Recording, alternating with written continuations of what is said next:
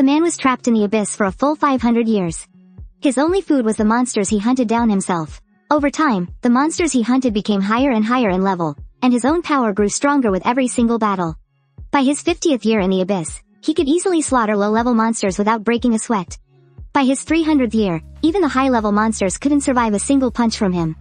By year 400, he couldn't even remember what his family looked like anymore. All he had left was endless fighting and countless scars. Then, came the 500th year. He finally became the absolute ruler of the abyss. Not a single monster dared to even look his way. Even as the strongest being alive, he still couldn't find a way back home. He used to have a perfect family once, but he didn't know when it started. He began having the exact same dream every single night. A dream of a floating island shrouded in thick mist. Ruined Western-style buildings stood on the island, as if no living soul had ever existed there. But then, I saw the silhouette of a human inside one of the ruins. It felt like that person had been waiting for me all along. "Come here, my child. I'll be waiting for you, at the edge of the abyss." Every time the dream reached this point, I would jolt awake. Even though that dream haunted me for a long time, I never breathed a word of it to anyone. I figured my mind was just playing tricks on me because of all the stress from school lately. My dad patted me on the head from behind. "What's with you lately, kiddo? You've been totally spacing out. Hurry up and get ready for school." After washing up, I sat down at the table to eat with my family. My dream was to join the defense force after graduation. I knew that once I did, I'd probably barely have any time to see my parents anymore. But, I never could have imagined what was coming. That very day, a massive, terrifying shadow swallowed the entire world. The shadow came from a colossal tower that just appeared out of thin air. Back then, I was completely clueless. But it wouldn't be long before the arrival of that giant tower changed the course of human history forever. On the exact same day it appeared, we got a phone call from my older brother. He told us not to worry about him, and swore he was completely safe. But through the receiver, his voice sounded incredibly weak and faint. That was the day we completely lost contact with him. Deep down, we all knew, he was probably never coming back. At first, the news kept telling us to stay indoors, promising we'd be perfectly safe. But as time dragged on, over 20 of these towers started popping up all over the world. Soon after, even the news broadcasts completely went dead. We were totally cut off from the outside world.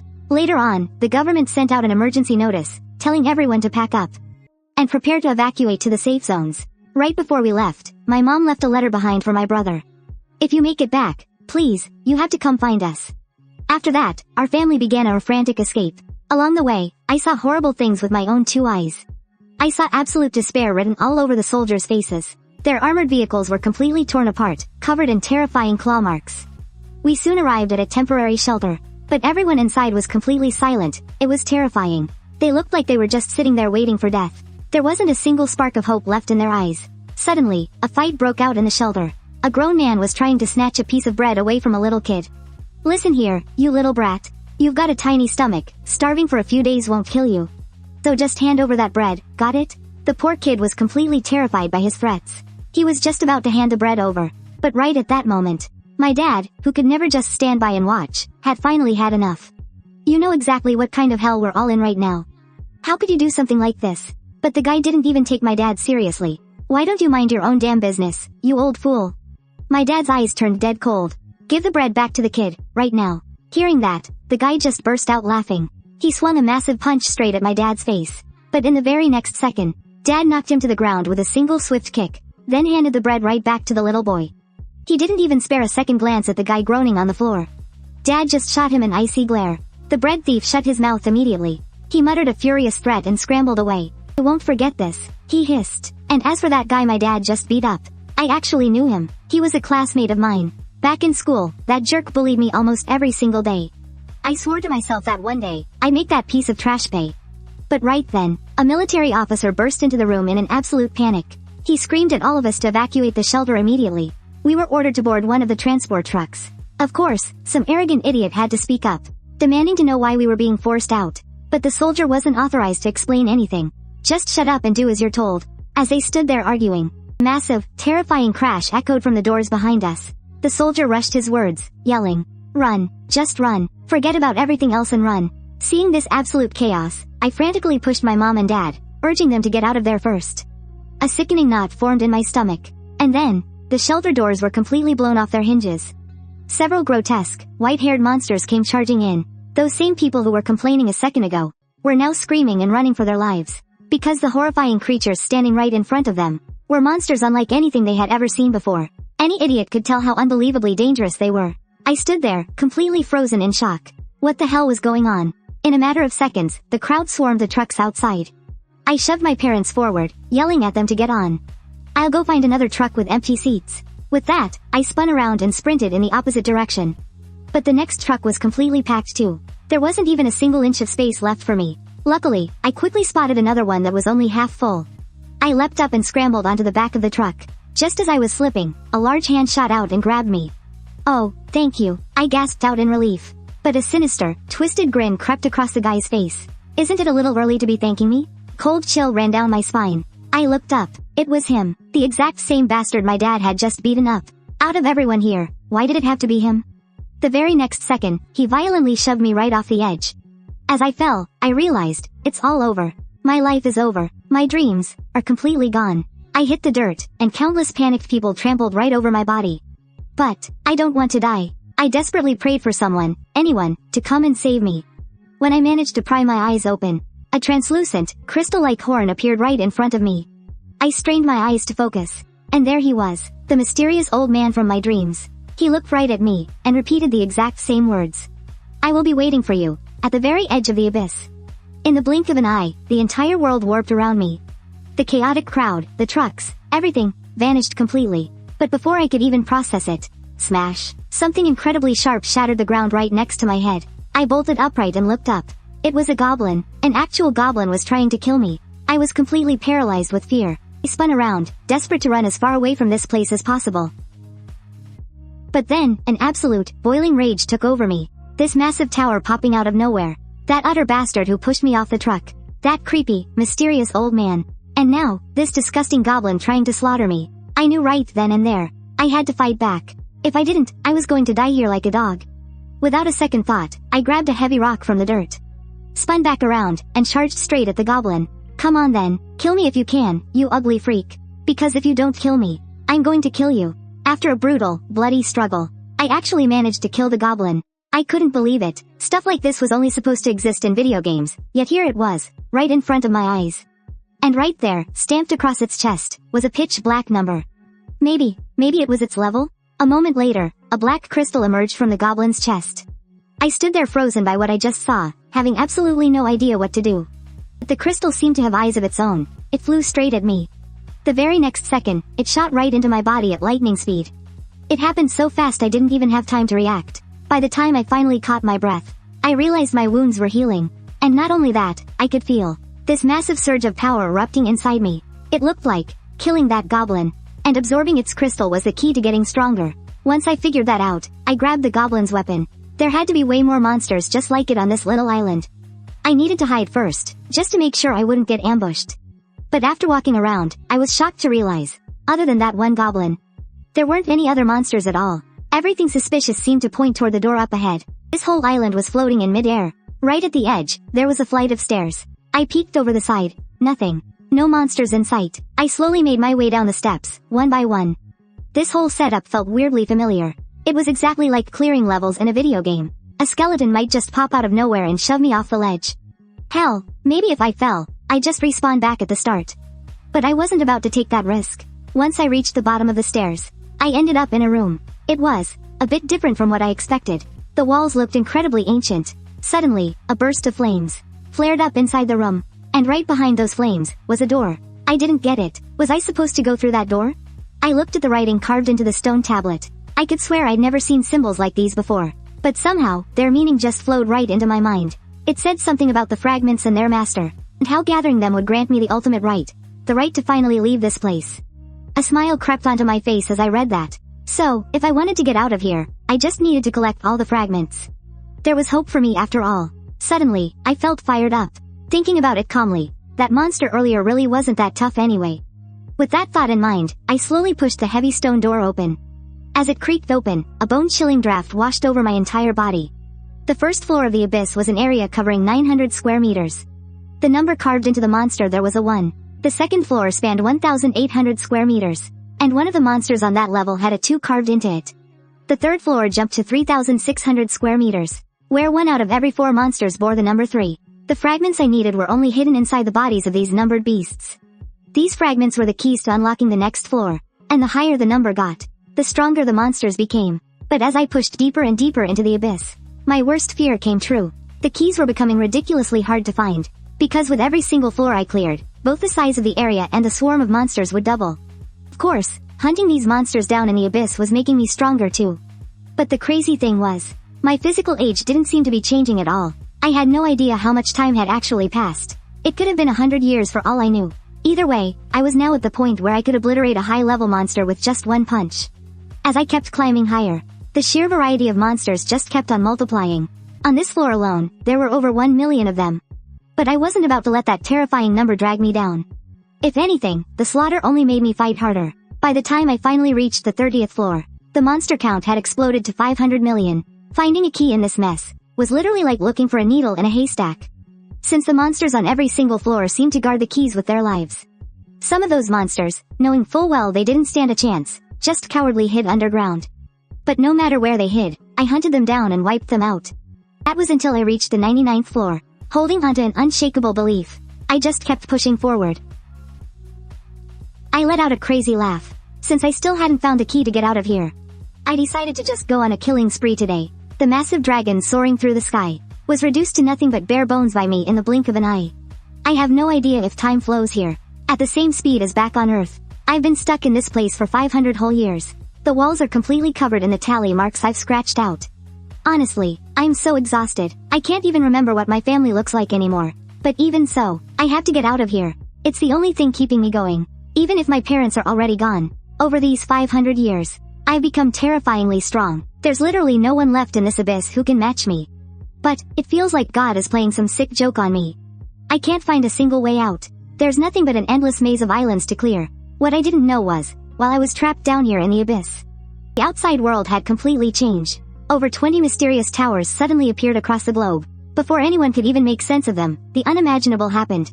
Countless monsters poured out from inside, mercilessly slaughtering humanity. That day became known as Judgment Day. A small number of survivors awakened, gaining access to a mysterious system. As time went on, more and more of these awakened were granted overwhelming power, allowing humanity to rebuild from the ashes. These awakened formed the Hunters Guild. Meanwhile, I was busy chasing down a demonic wolf in the abyss, yelling at it to stop running. Just let me check if you have a number on you. But right at that moment, heavy iron chains suddenly locked onto the wolf. And then, I heard a human voice. She just used an advanced teleportation scroll. Stop her, quickly, don't let her finish the summoning. The very next second, the wolf was yanked into the air. Engulfed by a massive teleportation circle. I was completely stunned. Wait, is that teleportation circle the way out? Without hesitating, I stomped hard on the ground. I've waited way too long for this. There's no way I'm letting this chance slip away. With a sharp swoosh, I leapt into the air, charging right into the teleportation circle after the wolf. Summoning. But right then, a system warning echoed through the abyss. 2 life forms cannot be summoned simultaneously.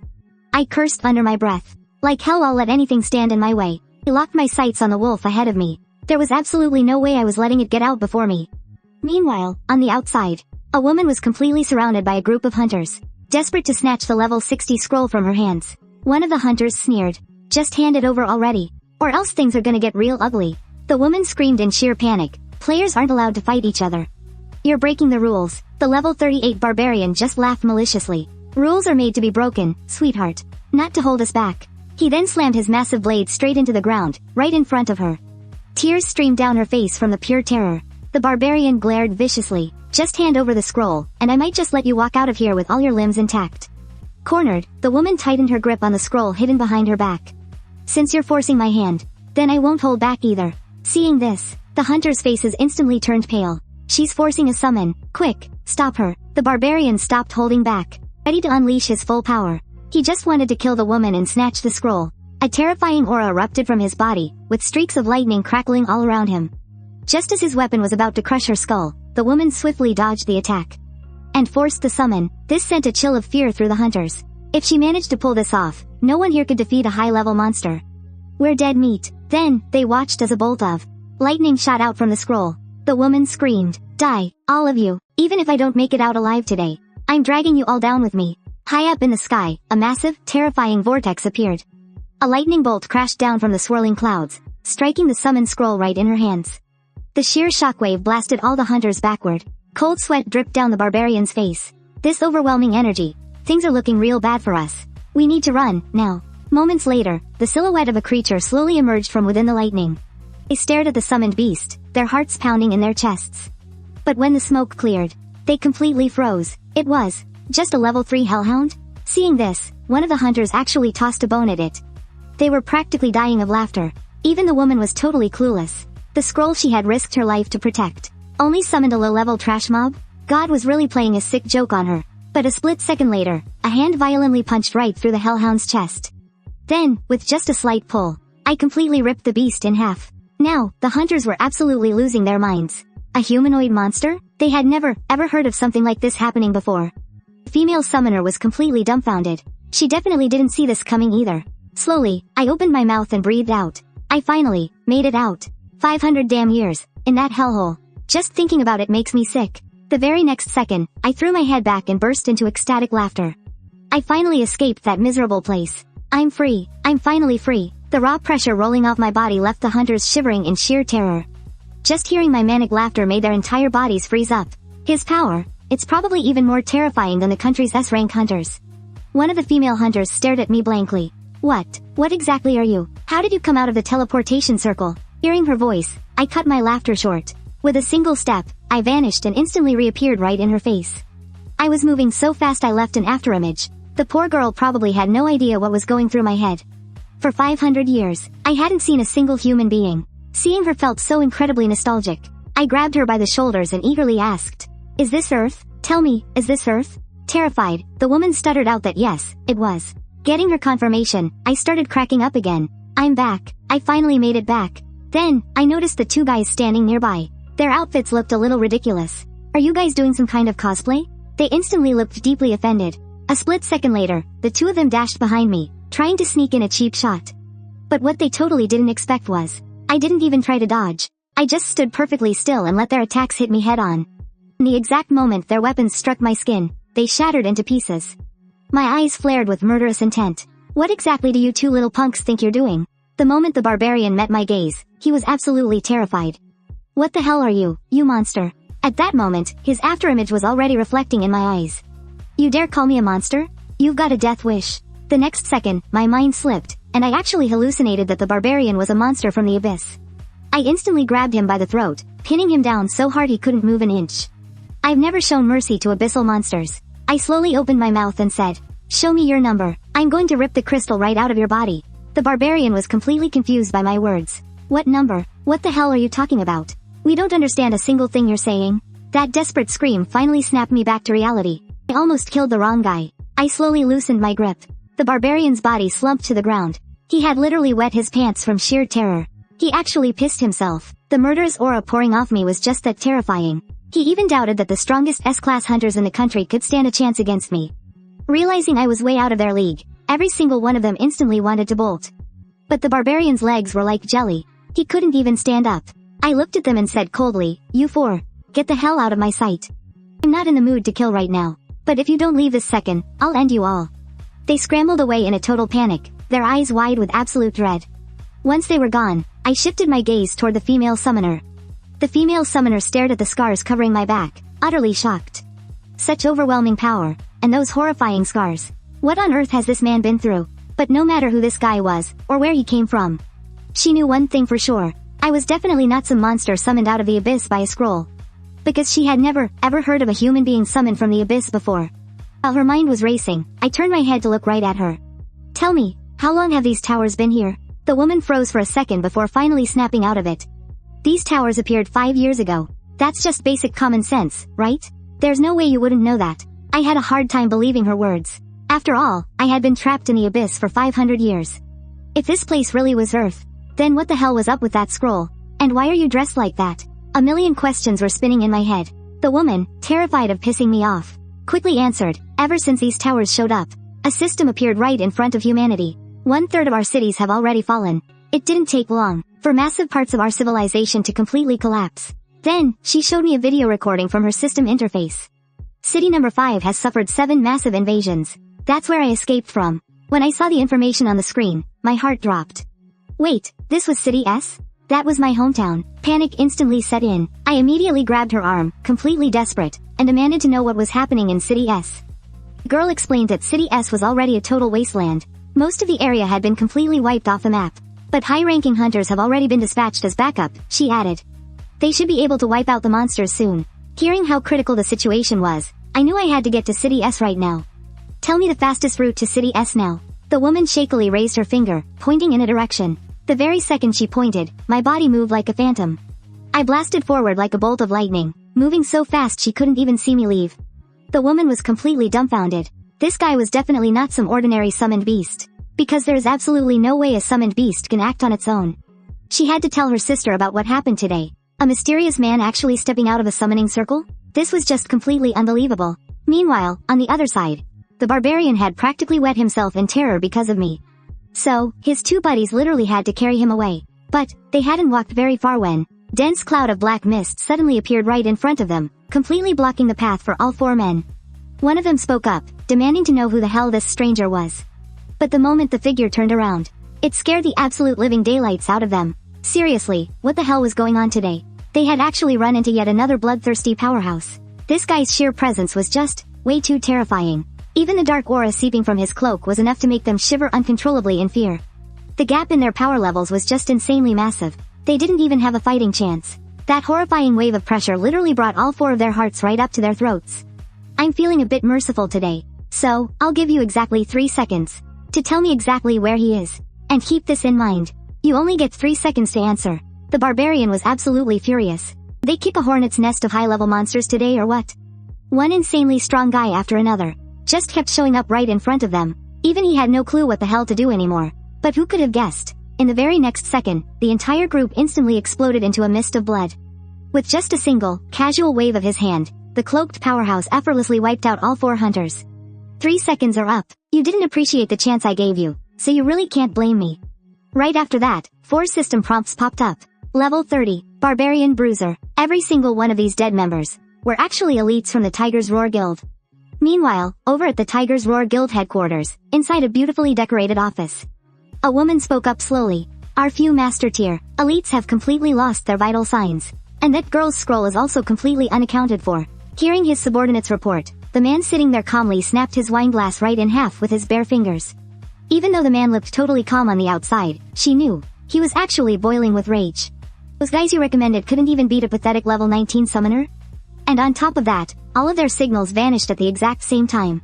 How the hell are you even running things? But what really bothered him was the fact that they were all wiped out simultaneously. That meant all four of them were one shot instantly. But in this world, who exactly could pull off something like that? And the man standing right here was none other than Richter. Class, Storm Priest. Level, 118. He immediately ordered his subordinates to look into it right away, demanding to know exactly who was messing with his plans. If they aren't that strong, then just wipe them out completely. He then walked over to the window, glaring out at the city below. Whoever had the guts to touch his people, he was going to kill them. But a moment later, he suddenly saw something that he thought was a complete hallucination. There was a guy with long white hair, literally flying through the sky. How on earth was that even possible? This made the S-rank powerhouse narrow his eyes with a highly hostile glare. The overwhelming scent of blood coming from that guy was just insanely strong. Who the hell was that? He had to find out, immediately. Country H absolutely could not have anyone existing completely outside of his control. But when he looked at the direction I was flying, he was actually pretty surprised. Isn't there a fallen zone over there? Why the hell would this guy go that way? Even if he had a death wish, nobody rushed to their death quite like that. Because the scale of this invasion was on a completely different level, there was no doubt. Some incredibly powerful faction was definitely pulling the strings from the shadows. That massive tower, which had been dormant for 5 long years, had finally awakened. Following that, he ordered every single search team to pull out entirely. Leave absolutely no one behind. Everyone needs to evacuate that danger zone as fast as humanly possible. Otherwise, the losses would have been catastrophic. But at that moment, I had no idea I was flying straight into danger. All I could think about was getting to S City as fast as possible. 10 minutes later, I finally arrived. But the sight before me, it left me completely stunned. I slowly touched down on a rooftop, looking down at the scene below. I couldn't even begin to imagine how many monsters were flying recklessly through the air. And S City had already been reduced to ruins. It looks like the city has completely fallen. I was trapped in the abyss for 500 years. I never expected that only 10 years had passed on the outside. That realization, it brought me so much joy. But seeing this place filled me with a deep anxiety. It had literally turned into a living hell. I didn't know if my parents were even still alive. I spent so many years in the abyss. all for the sole purpose of returning to Earth to reunite with my family. I used to think I'd get back so quickly, but who would have thought that 500 years would pass? The weak, helpless guy the first used to be, has now become the absolute ruler of the abyss. Down there, not a single monster dared to lay a finger on me. I was the one hunting them down. After surviving for over 200 years in that place, I was right on the verge of despair. After all, over those 2 centuries, I assumed my parents must have passed away long ago. And every single day, I could only eat the raw guts of monsters just to stay alive. I was completely sick to my stomach of that stuff. But whenever I thought of my family, I swore to myself, whether my parents were still alive or not, I had to go back. It became my absolute obsession. And right at that moment, some completely oblivious bat monster charged straight at me. I immediately dropped into a fighting stance. But in the next split second, the creature was blasted away. A low-level monster like that couldn't even withstand the sheer pressure of my aura before dropping dead. Now, the good news was that 500 years in the abyss was equivalent to just 5 years on Earth. My dad, my mom, and my older brother, they might all still be alive. I just prayed they could hold on until I found them. Before long, I arrived at my old neighborhood. The bustling streets I remembered were completely gone. Every single building was shattered, looking like the aftermath of a massive earthquake. Yet strangely, there were no signs of people being slaughtered by monsters here. It seemed those creatures only targeted densely populated areas. Soon, I was standing right in front of my own front door. My heart was pounding out of my chest. I couldn't hide the intense anxiety in my eyes. After all these years, calmly opening that door was simply impossible for me. With a sharp crack, I accidentally yanked the door straight open. Well, that was partly because the door was already half rotted anyway. I slowly stepped into the room I once called home. As the sunlight cast my shadow across the floor, my tall silhouette looked so incredibly lonely and hollow. I looked around the place, but it was completely empty. No one was here. Deep down, I knew the place would be abandoned. But I had to come back anyway. Because this place holds all of my happiest memories. But after stepping inside, I did find something. Sitting right there on the table, was a piece of paper. I picked it up, sat down, and read it carefully. It started with, "My dearest son, everyone said you were gone. But your dad and I, we absolutely refused to believe it. We packed up your things, and arranged everything to look exactly like your old bedroom. We know in our hearts that you'll come back one day. You have to come find us. We even bought you clothes, from size small all the way up. They're all your favorite styles." By the time I finished reading, tears were already streaming down my face. They actually risked their lives to come back here and leave me this note. After that, following my mom's instructions, I opened the wardrobe in my room. Sure enough, there were several sets of clothes waiting for me. On top of that, Mom had left me a map. A route leading straight to shelter number 6. Tucked inside was also a family photo. I didn't know why my mom. How could she be so sure I'd make it back? But man, I got lucky this time. Mom actually guessed right. I hugged the photo album and cried my eyes out. It's been 500 years. By the 200-year mark, I had already forgotten what my family looked like. But the moment I saw this picture, it all came rushing back to me. A second later, I found a dagger in the house. The reflection on the blade stared right back at me, showing the look in my eyes. Right now, even I don't know just how strong I've become. If I could just crush all the monsters in this world, would it finally end this apocalypse? I took the dagger I found and sliced off my long hair. I threw on some fresh clothes, too. In just a matter of minutes, I looked like a completely different person. Maybe I really can take back the time I've lost. It's only been 5 years here in this world. I can still make up for that. The hair falling to the floor felt just like my past slipping away. Here's hoping a brand new life is waiting for me to start over. In that moment, I went from looking like a wild savage to a sharp-looking young guy. Honestly, aside from the scar across my face, I was looking pretty damn good. Now, my only goal is to reach Shelter 6, exactly where my parents went. I'll head east. Just like the map says, I'm making a beeline straight for Shelter 6. But the whole route there has been turned into an absolute wasteland. Taking the old roads is completely out of the question. But little things like that can't stop me. Back in the abyss, I survived trekking through way worse terrain. Not to mention, this is just a pile of rubble. If I can't take the old roads, then I'll just carve out my own path. The next second, I kicked off the ground with all my might, launching my body high into the air. Honestly, making my own path like this will probably get me to Shelter 6 way faster anyway. Just then, a massive bird monster seemed to lock its eyes on me. Its razor-sharp claws lunged right for me in a flash. But what that stupid beast didn't realize was that with just a flick of my fingers, I ripped its body completely in half. A pathetic, low-level monster dares to get in my way? You've gotta be kidding me. Swoosh, swoosh, swoosh. I kept sprinting and leaping across the ruined buildings, smashing the concrete beneath my feet with every single step. My speed was pushed to the absolute limit. Down below, 2 young guys just happened to be drinking in the area. It looked like they heard the massive commotion. His buddy thought he was just drunk and hearing things. Man, standing guard out here is boring enough. How the hell could there be anything out there? But a second later, they were completely stunned. A blur of motion zipped right over their heads, roaring past them like a bolt of lightning. They couldn't even see what the hell it was, let alone make out that it was a person. The guy on the left pointed up, his hand shaking. Bro, did you see what that was? But the other guy hadn't seen a single thing. All he felt was a violent gust of wind stinging his face. Luckily, one of the guys happened to be recording a video. He managed to capture the whole thing on camera, and it looked like they had some pretty high-tech phones, too. The thing was actually able to slow the video down by 300 times. And that's when they finally saw me in the footage, realizing that it was actually a human flying through the air. Meanwhile, as I was sprinting madly towards Shelter 6, I heard a woman screaming down below. Standing right in front of her was a group of scavengers. Please, let me go. I was just looking for some food. Well, who would have thought there were still survivors out here in the wasteland? It's been a long time since we've seen a pretty lady. The leader of the group was practically drooling on himself. Don't you worry, sweetheart. We're the good guys. Yeah, right. As if a good guy would ever look at someone like that. Any idiot could tell he was absolute scum. The creep told her he wasn't going to hurt her, and promised he would take real good care of her instead. But the poor girl was already paralyzed with fear, begging the scavengers to stay back and not hurt her. The scavenger lunged forward and pinned her down to the dirt. Ah, come on now, don't be scared. We really don't mean any harm. After saying that, an incredibly disgusting expression crept onto his face. We'll be very gentle, but right at that moment, a loud crack echoed from behind.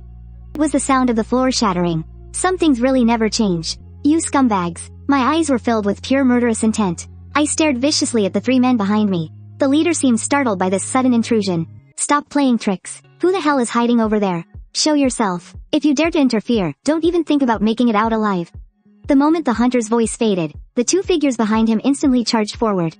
One lackey was dual-wielding blades, while the other looked like some sort of knight, holding a shield in one hand and a sword in the other. Don't get too cocky, you white-haired brat. The very next second, their figures lunged at me with incredible speed. However, I took my time and calmly stood up. With a slight flick of my arm, I delivered a brutal slap straight across one of their faces. With a loud thud, the guy was smacked directly onto the ground. He didn't even have a single chance to fight back. I sneered in my mind. For small fry like you, I don't even need to lift a finger to finish you off. Right at that moment, the second hunter had already thrust his sword right at me. But I dodged it effortlessly. His movements were just painfully slow.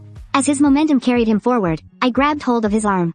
A look of sheer terror immediately flashed across the man's face. That was because he felt an agonizing pain tearing through his arm. Right after, my palm slightly applied force, crushing his body downward. As he was falling, my left knee smashed directly into his face. This made that other hunter absolutely furious. Who the hell are you? I belong to the Tiger Roar Guild. If you dare to lay even a single finger on me, the guild will definitely make you pay. What he didn't know was that I had just slaughtered 4 members of that very Tiger Roar Guild he was bragging about. I slowly called out his name. Xu Yinghan, have you really forgotten about me already? It's only been a short 5 years, you know. After saying that, I brushed my hair completely out of my face. You were the one who ruined my life with your own 2 hands, remember? Have you completely forgotten the face of the guy you murdered? The man was beyond shocked. How? How could you possibly be here? Don't tell me, are you Kui Ludao? By now, Xu Yinghan was practically scared out of his mind. He crawled on the floor, desperately trying to scramble away. He kept muttering the word impossible. But for every step he backed away, I took a step forward.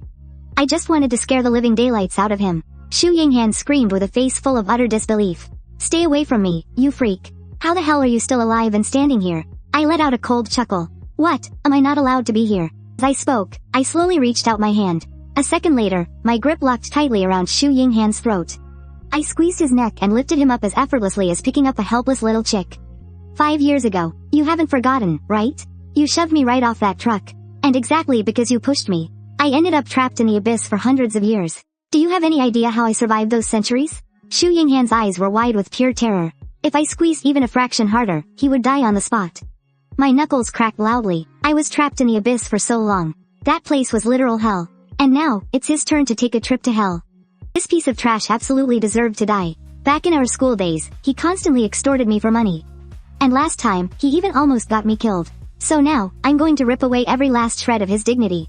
With the power I have right now, I'm practically invincible. It feels like there's a demon standing right behind me, constantly whispering in my ear, begging me to just kill him. And honestly, part of me really wanted to. But then I thought, wouldn't just killing him be way too easy on him? Every single thing that bastard did to me back in school was pure torture. That crushing humiliation, that feeling of total helplessness. I could never, ever forget it. Not even after spending all those years rotting in the abyss. So today, I'm going to make him pay it all back, with interest. The way this piece of trash acted back then, he completely dug his own grave. He didn't leave himself a single way out. He used to smash my dignity into pieces, and then literally force me to choke it down. A second later, I just let go and tossed him onto the dirt. I'd changed my mind. I wasn't going to kill him. Because I came up with something much, much better.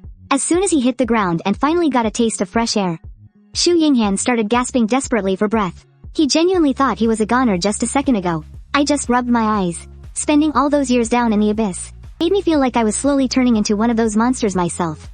But I absolutely refuse to become something like that. Then again, the piece of trash crawling in front of me is no better. Not only did he torment me, he was just about to go after that girl, too. God only knows how many innocent people he's ruined over the years. So, I made my decision. I'm going to completely cripple him. I'll leave him as a vegetable who can only breathe through a tube. He won't be able to do a single damn thing for the rest of his life. Because as long as he's walking around, there will always be more victims. Xu Yinghan, you tried to kill me once, and you failed. But don't worry, I'm not going to kill you. But I can't just let you walk away, either. Xu Yinghan stared at me, totally confused and terrified about what I was going to do. For 2 whole years back in high school, he beat the living hell out of me every single day. My life was an absolute nightmare. I still remember the time he beat a little kid to a pulp just for a piece of bread. I told him we were about to be completely even. Now, all you have to do is survive 4 hits from me, and I'll let you go. Hearing that, the pathetic bastard looked like he'd just caught a lifeline and started begging me. Wait. If you hit me with the power you have right now, if you kill me, the Hunter Association will hunt you down for the rest of your life. It's your own damn fault for running into me today. I grabbed him tight by the collar. I told him he really shouldn't be worrying about my safety. Those guild lapdogs of yours can't do a damn thing to me. And then, while he stared at me in sheer terror, I threw my first punch. I didn't even use my full strength, but there was no way a weakling like him could handle the impact. His body slammed violently into the ground. The force was so heavy that his chest completely crushed the solid rock beneath him. Right after that came the second punch. Seeing those 2 brutal strikes land, left his 2 goons absolutely paralyzed with fear. Splat. Blood sprayed out of his mouth like a fountain. Then, my third punch smashed ruthlessly into his body. Consider those the interest for everything you put me through in school. By this point, he was already clinging to life by a thread. But I ordered him to get up on his feet. Get up. I'm not done with you yet. Just take this last hit. If you survive, I'll let you go. I'll stay out of your life for good. Coughing up blood, Xu Yinghan begged me to just kill him. After those 3 hits, his body was practically a sack of broken bones anyway. There was no point in him staying alive like that. But I didn't tell him to get up just to listen to him whine. I just slammed my boot right down onto his head. Remember this. This is the price you pay for everything you did to me. Crack. I drove his skull deep into the dirt with my heel, grinding it down as hard as I could. I'm a man of my word. I said if he survived 4 of my hits, I would leave him alone for good. By the end of that brutal beating, Xu Yinghan's eyes were completely blinded. An agonizing pain ripped through every single cell in his body. Now, all 4 of his limbs were utterly shattered, and his vision was gone forever. If I just left him here, he'd be dead in a matter of hours. But there's no way in hell I'd let him off the hook that easily. I looked at his 2 pathetic cronies and ordered them to rush him to the hospital. If Xu Yinghan dies, then I'll make sure those 2 suffer the exact same fate. And Xu Yinghan better know what's good for him. He better never show his face around me again. Otherwise, I'll beat him down every single time I see him. With that said, I pushed off the ground and vanished from the spot. Right now, the most crucial thing is getting to shelter number 6. I have to hurry, otherwise, my parents could be in terrible danger at any moment. A sharp whistle sliced through the air, moving so fast that not even a shadow could be seen. Meanwhile, over at the S-City buffer zone, 3 soldiers were standing around chatting. They would rather be manning the city walls than out here fighting monsters. Just then, an officer walked over. Don't be such cowards. If a monster does show up, make sure you don't piss your pants. And another thing, you need to stay on high alert at all times. Because we have no way of predicting when the monsters will strike next. The man speaking was First Lieutenant Li Han-jun. His men told him not to worry. This is the buffer zone. Monsters from Area X hardly ever show up around here. We just need to keep our eyes peeled, and we'll be fine. But no one could have predicted that the very second those words left his mouth, his entire body was suddenly engulfed. Before the other soldiers could even process what was happening, they realized their comrade was already dead. The monster that just emerged was known as the Son of Kraken. A level 45, crustacean-type beast. The lieutenant ordered them to hold formation. Do not panic, or we're all going to die. Immediately after, they unleashed a barrage of gunfire. But tragically, Their bullets couldn't even put a dent in the monster's thick armor. The beast's eyes burned with absolute fury as it scanned the soldiers cowering below. It was ready to slaughter a couple more, just for fun. Panic began to set in among the troops. The beast's level was simply too high. Their weapons were completely useless against it. Staying there was basically a death sentence. With a deafening boom, the monster leapt into the air, launching itself from its spot. Its massive, dark silhouette cast a terrifying, oppressive shadow over them. Seeing this, the lieutenant immediately ordered his men to scatter. Don't group up, don't give it an easy target. But the soldiers were already losing their minds with fear. Their legs were turning to jelly. The very next second, the monster slammed into the ground, violently lunging its attack toward the troops. With a single swipe of its claw, it reaped another life. Just as the rest of the squad was about to be wiped out, a brave soldier stepped forward, screaming at the top of his lungs. Everybody, get the hell back. In his hands, he was clutching a massive bundle of explosives. You sick son of a bitch. I'm taking you to hell with me. The moment the words left his mouth, he sprinted straight toward the massive octopus. His comrades laid down covering fire from behind. It didn't take long for the heavy gunfire to slow the monster down. The brave soldier finally reached the beast. Standing face to face with the gigantic octopus, he frantically searched for a weak spot to deliver a fatal blow. But to everyone's absolute shock, the octopus actually stopped its attack on its own. Not only that, but its eyes were completely filled with sheer, unadulterated terror. Because of this, the soldier was spared from certain death. But he couldn't help but wonder, why did the monster suddenly stop?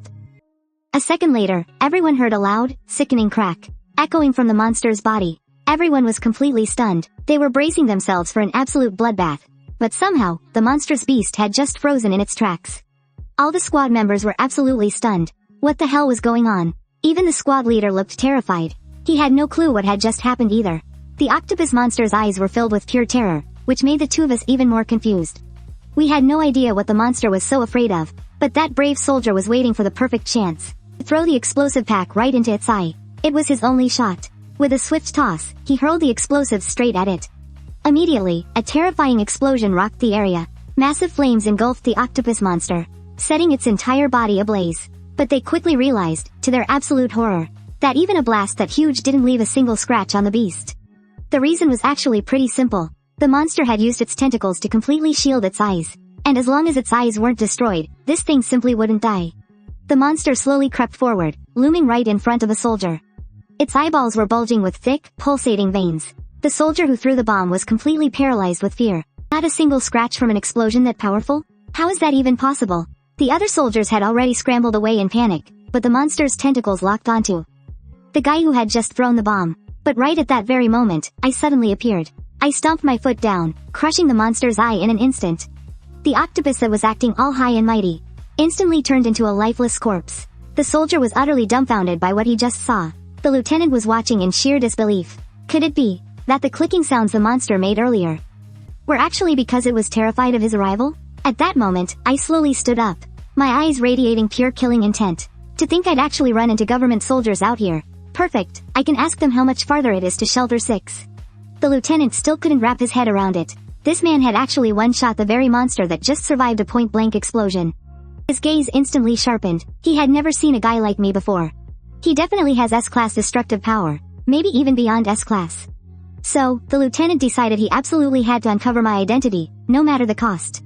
But a system prompt quickly chimed in. Special skill, reconnaissance, cannot be used. It was highly likely because the level gap between us was just way too massive. The lieutenant gasped in shock. He had never encountered anything like this before. It had been a few hours since I arrived in this world. And I had picked up on some of the basics, but my system still wouldn't open at all. Meanwhile, the lieutenant was heavily panting, completely drained of energy. Because activating that skill might have actually cost him some of his lifespan. I just gave him a casual, sideways glance. For a split second just now, it felt like someone was trying to peek at my stats. Then, I slowly walked over to the soldier from earlier. I had a quick question for him. I wanted to ask him how far away Shelter 6 was from here. The soldier kindly warned me. If you head north for 5 kilometers from here, you'll reach it. But you'll have to survive crossing through Zone X to get past the checkpoint. That made my confusion peak. What the hell was this guy talking about? And what in the world is Zone X? Turns out, this was where they blocked the monster hordes. The monsters were lured here to minimize collateral damage from the battles. There were tons of hunters fighting the beasts out there. Just as I was listening to the soldier explain, I overheard the voices of some other guys nearby. Whoa, we're pulling all rare drops today. First of all, killing monsters in the abyss drops black crystals. But I never expected that in the real world, defeating monsters would actually drop loot too. It felt exactly like a video game. Having just stepped out of the abyss, I honestly had no clue where my own power level stood right now. I asked the soldier, just how strong was that monster to you? A drop of cold sweat rolled down his face at my question. A level 45 monster is incredibly tough. It was way out of his league. Honestly, even an entire regiment might not be enough to take it down. So, even the lowest level monsters from the abyss are already pushing them to the brink? I then asked him how many monsters above level 45 were in the nest. The soldier's face instantly went pale. Probably no more than 100 in there. If monsters like that were everywhere, humanity would be extinct by now. Having got the answers I needed, I turned to leave. The soldier just stood there, completely dumbfounded. He must have been wondering just how insanely strong I was to be so confident. Just as I was walking away, the soldier scrambled after me. Wait, please, wait a second. I stopped and glanced back at him, giving him a nod to go ahead. As long as it wasn't too much of a hassle, I didn't mind helping. He gave me a crisp, respectful salute. I was hoping you could head to Area X. I know it's a suicide mission. But with a badass hunter like you, I just know you could save so many lives.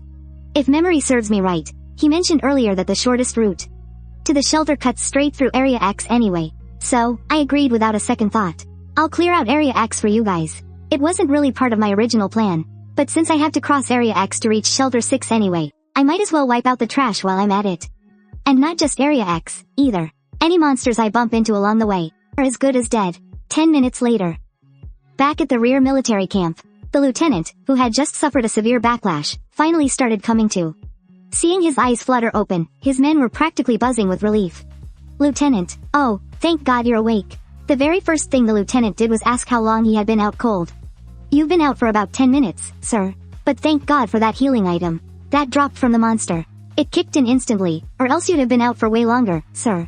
The lieutenant brushed off the concern. Never mind my condition right now. Where the hell did that hunter go? The one who saved us. The soldier gave it to him straight. He told the lieutenant everything about me heading north. The lieutenant grabbed his head, groaning. His head was still pounding as he mumbled the word, north. But then, it hit him. A cold sense of dread. Wait, what did you just say? Say that to me one more time. The soldier flinched, realizing something was terribly wrong. That mysterious hunter is heading to Shelter 6 now. The lieutenant's voice dropped to a grim whisper. And, did he mention anything about cutting through Area X? The soldier just nodded. Yeah, but honestly, from the look on his face, he didn't give a damn about the monsters in Area X. He just took off without a second thought. Hearing this, the lieutenant whipped his head around in sheer panic and rage. He was absolutely losing his mind. We finally find a hunter this stupidly powerful. And he's basically walking straight to his death. Get Central Command on the line. Right now. The soldier jumped out of his skin. Central Command? Sir, are you absolutely sure about this? Lieutenant was practically burning with anxiety. We have maybe 10 minutes. If we move now, we might still make it. Over the next agonizing few minutes. The lieutenant must have checked his watch a dozen times. Suddenly, another soldier rushed in. Sir, I just sent out the message over the emergency radio. We should get a response any second now. But one question was still burning in the soldier's mind. Why, out of everywhere, call Central Command? Could there be something going on that we don't know about? The lieutenant asked slowly. This operation is completely different from the ones before. This information is highly classified. That's exactly why you weren't informed. Area X, which is serving as the base for this operation, isn't part of the zone where we're holding back the monsters. However, this area is extremely dangerous, because we've already designated it as a massive bombing zone. Meanwhile, over at the Central Command Center, a woman spoke up urgently. Emergency call coming in from Area BZZ. A heavy-set man sitting in the center chair said slowly, put it through. This man was the Central Commander, Wang Tae Young. He was a level 58 fire mage. Upon receiving his approval to connect, the woman's fingers flew across the keyboard, and the transmission was quickly patched through. Communication code WB3422. This is Lieutenant Lee Han Jun. I have a highly urgent situation to report to you right now. The lieutenant then recounted his earlier encounter with me. Just a moment ago, an unidentified hunter stepped right into the bombing zone. He's completely unaware of the operation. Wang Tae Young stared at the screen with cold, dismissive eyes. So, are you just calling to report your own screw-up? Because if that's the case, there will be consequences. Hearing Wang Tae Young's harsh tone, the lieutenant instinctively lowered his head. Even as a lieutenant, he knew better than to cross Wang Tae Young. However, he felt it was absolutely necessary to issue an emergency broadcast, warning the man about the impending strike. The reason the lieutenant was so stubbornly persistent was because he could sense just how incredibly strong I was. He didn't want to just let me die out there. The lieutenant's plea was broadcast loud and clear across the room. His words actually caught Wang Tianyang's interest. Did you just say he's an extremely powerful hunter? Then, Wang Tianyang asked the most crucial question. Well, if he's such a powerful hunter, mind telling me what his level is? Truth be told, the lieutenant had no idea what my actual level was either. When he had tried to check my stats earlier, he couldn't read any of my information at all. Hearing this hesitation, Wang Tianyang nearly laughed out loud. Is this how a lieutenant handles his duties? Some random hunter with an unknown level breaks the rules, waltzes right into a bombing zone. Do you expect me to authorize an emergency broadcast just for him? Are you out of your mind? At that moment, the woman next to him chimed in. Honestly, that hunter is probably already dead before we could even send out the warning. The two of them relentlessly mocked the lieutenant. You might be completely brainless, but I'll admit, you've got a real talent for comedy. To actually bother us with such trivial nonsense. After making that remark, he shot a sideways glance at the woman beside him. It seems your subordinates haven't been taught how to stand on their own 2 feet yet. What kind of mentor are you, anyway? They were treating the whole thing like casual gossip. I know it's not my place to interfere with how you manage your people. But this subordinate of yours is an absolute joke. And let me make one thing very clear. If I report to the higher-ups that your team delayed this operation, you'll be the one taking all the blame. So, go ahead and make your decision. Through Park Soo-jin's eyes, facing such a massive threat, was he really willing to drag his own people down with him? She couldn't help but feel that the fat man beside her was a complete idiot, utterly lacking any real command ability. If it weren't for his slight bit of magical talent, and of course, his powerful family backing, there was no way this fool would be sitting in that chair. Park Soo-jin then turned her gaze back to the screen, looking at her subordinate. The lieutenant I personally trained is now risking everything to save a complete stranger, she thought. Even if it means compromising the operation. She had known the lieutenant for a very long time. He was no fool. In fact, he was an incredibly sharp and intelligent person. If he was going to such extreme lengths to protect this unknown hunter, then it could only mean one thing, that guy must be terrifyingly strong. The lieutenant didn't dare to meet Park Soo-jin's eyes. He could only silently lower his head. After thinking it over for a long while, Park Soo-jin finally made a decision. She couldn't afford to offend the fat guy, but she also needed to give the lieutenant a chance to explain himself. Taking a breath, she slowly spoke up. I believe you didn't mean to interfere with our plan. You must have had your reasons. So, give me a reason good enough to convince me. Otherwise, the operation proceeds as planned. And I will personally see you court-martialed. It was a perfectly calculated response. It gave him a chance to explain, without offending the powerful forces backing the fat guy. But the lieutenant was completely speechless. After all, he had only known me for a few minutes. He had no idea how to make a proper judgment about me. And more importantly, if he actually got court-martialed, he'd be finished. Wouldn't the higher-ups just twist the truth however they wanted? The woman turned to Wang Tianyang beside her. You should be pretty satisfied with that answer, right? You'd better listen to his excuse first. This made Wang Tianyang incredibly annoyed. But he didn't dare pick a fight with Park Soo-jin. She was an S-class hunter, after all. Instead, he took all his frustration out on the lieutenant. Lieutenant Lee Han-jun, you better give me an acceptable excuse, right now. Otherwise, Park Soo-jin and I will both make sure you face a court-martial. Hearing this, the lieutenant knew he had absolutely no way out. Left with no choice, he spilled everything. The man I mentioned, he killed. A level 45 juvenile kraken, in a single strike. Hearing her subordinate report this, Park Soo-jin's eyes widened in absolute shock. It sounded completely absurd. If what her subordinate said was true, wouldn't that make him even stronger than an A- class hunter? Could he be an S-class hunter from the military? If he really was military personnel, then they absolutely had to save him. But her thoughts were cut short by Wang Tianyang. What you're saying is impossible. Every single S-class operative is currently deployed on a mission. Plus, we haven't received any confirmation signals from headquarters. He's most likely just an unregistered rogue hunter. Although Park Soo-jin was stunned, she managed to keep her cool. Why don't you know his level? She asked. Don't you have the insight skill? That doesn't make any sense. The lieutenant was left speechless by her questioning. He honestly didn't know what happened back there. All he knew was that after using his skill, he couldn't see my level. He had lost a portion of his lifespan for absolutely nothing. But the craziest part was, I actually suffered a backlash just from trying to check his stats. I've never experienced anything like it. Park Soo-jin was absolutely dumbfounded. After all, the lieutenant had checked her own stats before. While it hadn't been easy, he had still managed to read a portion of her information.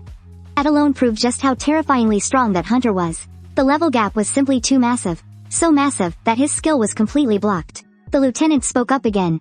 This man is unbelievably strong. If I hadn't passed out from the backlash of checking his stats, I absolutely never would have let him walk into the bombing zone. Even Wang Tianyang was starting to lose his cool. If you couldn't even view his stats, then he has to be at least level 100. The entire command center fell dead silent. You could hear a pin drop. Everyone was struggling to process the bombshell that had just been dropped on them. Wang Taeyong's fingers tapped nervously against his chair. A situation like this was incredibly rare. Finally, he made up his mind. I get it, the guy is strong. But that's no excuse to halt the operation. Just as he said that, another man stepped forward. It was the Eastern Commander, Seo Young-ho, level 44. The mage agreed with Wang Taeyong's decision as well. We can't just abandon our military duties over such uncertain odds. We have enough troops to completely secure both the bombing and buffer zones. The original plan was for the garrison troops to mop up the scattered monsters after the bombardment. But if we broadcast an emergency warning, the monsters will react to the noise too. If that happens, every single monster will swarm to that one location at the exact same time. If that happens, the entire area will be completely overrun. We're talking about the lives of thousands of soldiers here. You want to risk thousands of our men just to save one hunter? He just couldn't do it. A look of deep grief washed over his face. I'm sorry, even if he is an S-rank hunter, we absolutely cannot take that risk. I'm truly sorry. Upon hearing this, Lieutenant Li Hanjun's heart sank. He just couldn't bear to watch such a brilliant hunter die in the bombing zone. But ultimately, the final decision rested in the commander's hands. He desperately waited for the commander's response. At that moment, Park Soo-jin also looked incredibly conflicted. He slowly opened his mouth, knowing full well that two high-ranking commanders had already shot down his proposal. If things continued like this, the situation would only spiral out of control. With a heavy heart, Park Soo-jin officially rejected the lieutenant's plea. We absolutely cannot throw away everyone's hard work just for one person. This decision is final. No objections will be entertained. With that, the video feed in front of Li Hanjun slowly went black. No matter how much he yelled, only dead silence came from the communicator. At that moment, the three men inside the tent just hung their heads. Trembling with rage, Li Hanjun squeezed the device until it cracked. Did even the commander not understand him? Did he really look like a fool? One of the soldiers next to him gently patted his shoulder. Lieutenant, you've done everything you could. Please don't blame yourself. But Li Hanjun was burning with pure fury. He hated himself. He hated how little power he actually held. He couldn't do a damn thing to help. The nation was about to lose one of its strongest hunters. Though his face twisted in bitter frustration, he absolutely could not disobey direct orders from the higher-ups. Just then, a sudden glint flashed in the other soldier's eyes. He saw a sliver of hope. Out of the corner of his eye, he had spotted the car keys clipped to the lieutenant's belt. Without a second of hesitation, the young soldier reached out and snatched the keys. Noticing the sudden movement, the lieutenant looked up, completely confused. What the hell are you doing? Why did you take my keys? In that brief moment, the soldier had come up with a crazy plan. Drive straight into the bombing zone. To warn the S-rank hunter himself. They still had exactly 6 minutes before the bombs dropped. Maybe, just maybe, he could make it in time. Moving like lightning, the soldier threw open the car door and jammed the keys into the ignition. He prayed frantically in his heart. Please, let me make it. Seeing this, the lieutenant erupted in anger. You reckless kid, do you want to be court-martialed? Damn it, get back here right now. But the young soldier completely ignored him, slamming his foot on the gas and peeling out of the camp. Panicking at the sight, the other soldier yelled, Lieutenant, order him to turn back right now. If you don't, he's a dead man. But the lieutenant just pulled his cap down low over his eyes, and let the boy go. Since his mind is made up, let him go. Even if he didn't go, I would have gone myself. Right now, the only thing we can do, is pray. I hope this decision won't be his downfall. But please, you have to come back alive. You foolish kid. Meanwhile, the soldier was tearing down the road at breakneck speed. There were less than 5 minutes left until the bombardment. Even in a car, he might not make it in time. His heart was pounding with sheer panic. He had no idea where I could have gone. He was taking the fastest route on the far east side, and the gas pedal was floored to the absolute limit. But, if he still couldn't find any trace of me along this road, that meant I was moving even faster than his car. Before long, the vehicle was closing in on Area X. The young soldier couldn't help but think, if he turned on the loudspeaker, the hunter would definitely hear him. But, he just didn't have the guts to do it. Because if he turned on that speaker, every single monster in the area would lock straight onto him. If that happened, he wouldn't stand a snowball's chance in hell of escaping. As he wrestled with his hesitation, precious time kept slipping away. There were only 2 minutes left before the indiscriminate bombardment began. At that terrifying thought, the young soldier slowly reached his trembling hand toward the loudspeaker switch. It doesn't matter. My life is completely worthless anyway. If I can save that hunter, it's definitely worth more than me staying alive. The very next moment, all his hesitation vanished. He gripped the microphone in a death hold, brought it up to his lips, and slowly tried to speak. But the second he tried to open his mouth, his voice started to tremble uncontrollably.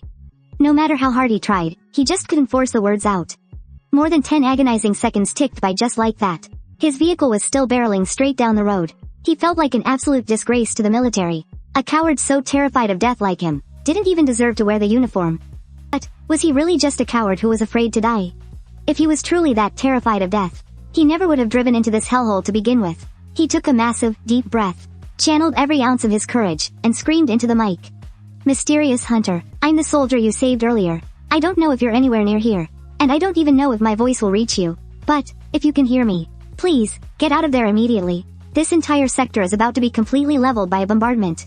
Our commander couldn't stop this pre-planned operation in time. So I came to warn you, evacuate right now. Otherwise, you're absolutely going to die in the blast. His desperate voice echoed loudly down the empty street, repeating the warning over and over again. Hearing his voice, I immediately stopped in my tracks. So, he actually came all this way just to find me. I glanced around. No wonder this place was completely empty of other hunters. So this place was about to be carpet bombed. I clenched my fists, my knuckles popping loudly. The monsters in this city couldn't even put a scratch on me. But, I honestly didn't know if my own body could withstand the extreme heat of those explosives. After all, I didn't know a damn thing about the military's high-tech weapons. If they were confident enough that these bombs could wipe out the monsters, then there was a real chance my flesh and blood couldn't handle it either. Even if I survived, I'd probably be critically wounded. The very next second, my figure blurred into a flash, sprinting straight toward the source of the loudspeaker. This young sergeant charged headfirst into a death trap, just to warn me about the bombing. I absolutely could not let him die here. Meanwhile, the sergeant was so frantic he was on the verge of tears. He had already reached the central zone, but there was still absolutely no sign of me anywhere. Right at that moment, with exactly 4 minutes and 59.25 seconds on the clock, a massive swarm of monsters flew directly toward the blaring sound. Just milliseconds later, at 4 minutes and 59.32 seconds, the horrific monsters had already swarmed right in front of him. The soldier's face was frozen in absolute, paralyzing terror. Oh, we are completely screwed. I can't believe my voice actually attracted the monster over, exactly like I thought it would. At 4 minutes, 59.38 seconds, the soldier violently yanked the steering wheel. He had to get out of there, fast. But at 4 minutes, 59.49 seconds, his right foot slammed on the brakes again. He hit the brakes because he remembered me. I was still out there, and I hadn't made it to the safe zone yet. If he just took off now, there'd be no one left to give that hunter the intel. But, just as he grabbed the megaphone, getting ready to drive and shout the warning out to me, a massive monster dropped right in front of him. The soldier was absolutely paralyzed with fear. He didn't even notice that I was right beside him, banging on his window. By the time he finally snapped out of it, he just saw me staring blankly back at him. Oh, thank God, you're actually still alive, you mysterious hunter. I asked him what the hell he meant by that. Was this whole area about to get bombed? But the soldier didn't even have a second to answer me, because the clock had already hit 16 hours, 59 minutes, and 59 seconds. In exactly 1 second, this place was going to be blown to hell. With a sharp beep, the time struck exactly 1700 hours. A massive barrage of bombs rained down from headquarters straight into the drop zone. In the blink of an eye, every single one of those missiles plummeted toward the monsters and the city buildings. The entire area instantly turned into a blazing sea of fire. As the bombs leveled the structures, the explosive shockwaves sent a huge shower of rubble flying right at us. Right then, I slammed my foot into the ground. Instantly, thick walls of solid rock erupted from the earth. All that flying debris was completely blocked by just one of my hands. The truck and the soldier behind me didn't get a single scratch. Meanwhile, over at the command center, they were monitoring every single move on the ground. They had struck Area X from 5 different directions at once.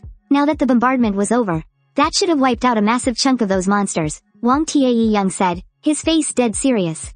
Get the drones in there. I want an assessment on how many monsters we just killed, and track which direction the survivors are moving. But to their absolute shock, the drones weren't picking up a single life sign. The entire command center was baffled. Where the hell did all those monsters go? But, just a few seconds later, the female operator gasped in horror. The monsters, they were still right there in the blast zone. And not just that, the one standing dead center of the impact? Completely unharmed, the 2 commanders nearly jumped out of their skin. How is that even possible?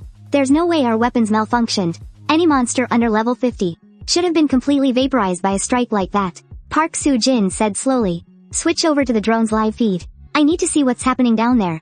The operator's fingers flew across the keyboard, quickly adjusting the drone in the distance. She projected the live feed directly, and every eye in the room was glued to the main monitor. In a flash, the drone's camera lit up the big screen. There was a glowing red energy shield wrapped completely around the monsters. No one had any idea where it came from. Normally, there's no way a monster could pull off a skill like that. But right at that moment, They saw it. Standing right on top of the monster's shoulder was a man in a cloak. A man with stark white hair. Suddenly, it all made sense. That guy must have been the one who cast the barrier. But a split second later, the screen went black. The monster had smashed the drone to pieces. They scrambled to deploy a backup. But the second it hovered over the drop zone, the monster immediately locked right onto it. Right after that, another drone's feed went totally black. The monster just lightly squeezed its hand and crushed the drone into a crumpled ball of metal. By now, the command center had completely lost all contact with Sector X. Every single one of their drones had been wiped out. Park Soo-jin looked incredibly grim. They said this attack was going to be different. But what the hell was that thing just now? A terrifying thought suddenly crossed her mind. Could these monsters have actually become sentient? Did they know we were using drones to spy on them? The thought alone sent chills down the High Commander's spine. If that was true, they were in serious trouble. He immediately barked out an order. Evacuate the garrison zone at once. All troops, pull back immediately. At the exact same moment, Park Soo-jin issued the same command. Everyone, fall back. Hold the wall. That is our absolute last line of defense. We cannot let those monsters break out of Sector X. But the comms officer's next words left everyone completely stunned. It seemed the monsters weren't targeting the civilians at all. Instead, they were heading straight for Sector B-22. It was like something over there was drawing them in. It hit Park Soo-jin instantly. Wait, isn't that where that mysterious guy went? But why would the monsters be heading there too? She immediately ordered. Send every last drone we have to Sector B-22. We have to find out what's stopping those monsters in their tracks. Meanwhile, the bombing over in Sector B-22 had stopped, but the entire place had been reduced to absolute rubble. Only after the explosions died down did the soldier finally dare to step out of the vehicle. He honestly couldn't believe it. He had actually survived that insane barrage. He was so hyped up and came over to talk to me, but then he noticed I was staring dead ahead, completely focused. I turned to him and told him to get the hell out of here. Because if he survived that, it meant the monsters did too. And they were heading right for us. Just then, something caught my eye. An attack was flying straight at us. Right before it could hit the soldier, I shoved him hard into the dirt. But when we looked closer, it was actually a military drone. The soldier was completely dumbfounded. The monsters were actually attacking the drones? How was that even possible? That had literally never happened before. I told him to save his shock for later, because an even bigger surprise was waiting for him. Looking up, we saw hundreds of monsters slowly marching right towards us. The soldier was absolutely terrified. What the hell was going on? Monsters had never grouped up like this before. And their levels, they were terrifyingly high. Every single one of them was level 50. Some were even level 60. They were the highest level pack in the entire horde. And their leader was level 90. Seeing that, the soldier's legs gave out and he collapsed onto the ground. We're dead. There's no way we're making it out of here alive. I told him not to lose hope just yet. If a massive airstrike couldn't kill them, then I just have to use my own method. And honestly, my way was a lot simpler than calling in bombs. I was just gonna beat every last one of them to death. The moment I said that, I leapt into the air and charged straight at them. I yelled at the soldier to hide inside the jeep. Wherever I moved, I crushed those monsters underfoot, one by one. But my real target was the one with the highest level. There seemed to be a shadowy figure standing on its shoulder. I wanted to see exactly who was pulling the strings around here. But just as I was about to reach it, a monster stepped into my path and swung a massive iron hammer right at me. But what it didn't expect was that I'd catch the hammer with just one bare hand. I let out a cold smirk. You think a pathetic attack like that could actually hurt me? What a joke. The next second, this level 60 monster leapt into the air. Without missing a beat, I slammed my massive hand down on it. I crushed its body straight into the dirt. But I didn't stop there. I charged straight at the shadowy figure standing on the monster's shoulder, unleashing a terrifying, overwhelming aura. Seeing me coming, the beast instantly raised its shield, bracing for my strike. But to me, its pathetic defense was basically invisible. I pulled back my fist, channeling every ounce of my power. And with a massive boom, this near level 60 monster was completely blown to pieces by a single punch. I took its entire head off. In a flash, it exploded into a misty shower of blood and gore. In that same moment, I landed right in front of the figure on its shoulder. But the second I got close, a chill ran down my spine. I couldn't feel a single thing from him. There was absolutely zero aura radiating from his body. If I wasn't looking right at him, I wouldn't even know he was there. Things were suddenly getting incredibly complicated. This guy's power was in a completely different league from those mindless beasts. Slowly, the man spoke, his voice unnervingly clear. "I've finally found you." Suddenly, the monster's head that I had just completely obliterated started rapidly regenerating. In just a matter of seconds, the entire head grew right back into place. It was like my devastating blow hadn't even left a scratch. But that wasn't the craziest part. To my absolute shock, the monster actually opened its mouth and spoke perfectly clear human words. "You filthy thief, give me back what's mine." I just stared at him, totally speechless. What the hell are you babbling about? I shot back. When did I ever steal anything from you? The man just let out a creepy, sinister cackle. As he laughed, the palm of his hand flared up with an intense, bloody red energy. He hissed that since I stole from him, I was going to pay for it with my life. A split second later, a barrage of razor-sharp black swords materialized right behind me. It looked like some kind of summoning ability. He could conjure weapons out of thin air. But the very next second, I snatched the weapon right out of his hand and snapped it in half with a loud crunch. This flimsy garbage isn't going to cut it. It couldn't even put a dent in my base defenses. I locked eyes with the man, glaring daggers at him. That's the best you've got, I growled, then you're a dead man. With that, I grabbed one of his own summoned blades and leveled it straight at his chest. Why don't you take off that stupid hood and show me your real face? Instantly, the massive beast lunged at me, swiping its giant claws. With a deafening crack, its colossal hand slammed down hard against my shoulder. It was trying to use its sheer brute force to flatten me alive. Meanwhile, up in the sky, a surveillance drone was buzzing around, recording our every move. The hooded man barely gave it a passing glance. Isn't that one of those human-made cameras? Did they send it just to spy on me? While he was distracted, the moment the giant's hand bore down on me, I violently shoved it right back up into the air. I launched myself straight at the man in a blinding sprint. Listen, if you seriously want to kill me, you'd better stop holding back. Because at this rate, you don't stand a ghost of a chance. But the man in the cloak just scoffed at me, looking totally unfazed by my attack. I sneered internally. I spent 500 grueling years in the abyss fighting my way to the top. And on my very first day back on Earth, some punk is actually looking down on me? I thrust the blade forward, fully expecting it to impale him. But instead, he completely vanished into thin air, dissolving into a wisp of dark smoke and drifting away. My weapon, which had been aimed dead at his heart, ended up burying itself deep into the monster's shoulder instead. I stood there, totally baffled. How the hell did he just disappear like that? The man's figure slowly emerged from beneath the monster's feet. Being stared at by such despicable humans makes me absolutely sick. A second later, the cloaked man slowly raised his hand. Swirling currents of air wrapped around his hand. So that's how he was forcing the monsters to obey him. He commanded them to destroy the drones and wipe out any remaining human observers. Meanwhile, inside a ruined building, a man was currently remotely piloting a drone to monitor the situation outside. A moment later, he realized his drone had been destroyed. But luckily, he had completed his mission and recorded the footage. In the video, he caught a glimpse of my figure.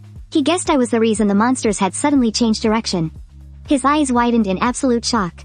Could that guy really be the hunter facing the monster horde all by himself? Just looking at his stance, you could feel his overwhelming power. But right as he was about to report the situation to the commander, a monster's hand quietly crept up behind him. Surprisingly, the creature didn't attack him right away. Instead, it slowly shut the door behind him. It was clearly trying to trap him inside like a rat in a cage. Panic washed over the soldier. He completely froze. He never expected to be discovered so quickly. The next second, I turned my head and saw several octopus monsters crawling up the side of the building. The cloaked man burst into maniacal laughter. My servants. Slaughter every last one of them. Right then, I remembered what the soldier had told me before. If there was a powerful hunter out there, so many lives could be saved. That was exactly why he risked his own life to warn me to get out of here. He wanted me to survive so I could save even more people. Meanwhile, the soldier's vehicle got completely stuck in the rubble. He couldn't drive out at all. Seeing this made up my mind. Without hesitation, I leapt down from the sky. To crush the enemy, you have to take out their leader first. Because that's the only way to stop him from slaughtering our people. In the blink of an eye, I landed on the ground. If I wanted to save as many lives as possible, I had to wipe out my enemy right now. At that exact moment, the giant monster lunged at me. I instantly dodged backward to avoid its strike. But something felt totally off. After fusing with the cloaked man, the monster's attack power had skyrocketed. While my clone fought off the monster, the mysterious man launched a direct attack at the real me. I didn't panic as he charged at me. You really don't know when to quit, do you? Do you want me dead that badly? But right at that moment, I noticed something that sent chills down my spine. The guy standing in front of me looked exactly like me. But I didn't have time to process it, because he had already summoned a pitch-black longsword. This was definitely not good news. I could feel an incredibly terrifying surge of energy radiating from that blade. Then, the man slowly opened his mouth. I'm going to kill you. You creature of the abyss.